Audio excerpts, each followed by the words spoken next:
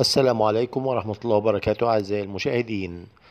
الرياض يلتقي مع الحزم في المباراة التي تجمع بين الفريقين اليوم في منافسة الدوري السعودي لكرة القدم للمحترفين، حيث يحل الحزم ضيفا على الرياض في المباراة التي تجمعهما، ويسعى كل من الفريقين إلى تحقيق الفوز من أجل الدخول في منطقة الأمام في جدول ترتيب الدوري السعودي والابتعاد عن دوامة الهبوط، حيث يشهد الدوري السعودي منافسة شرسة وقوية خاصة في المربع الذهبي، بجانب سعي جميع الفرق إلى الهروب من دوامة الهبوط.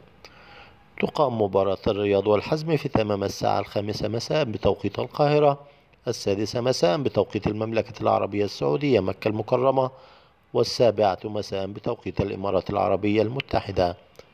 أعزائي المشاهدين، لا تنسوا دعمنا باللايك والشير والاشتراك في القناة.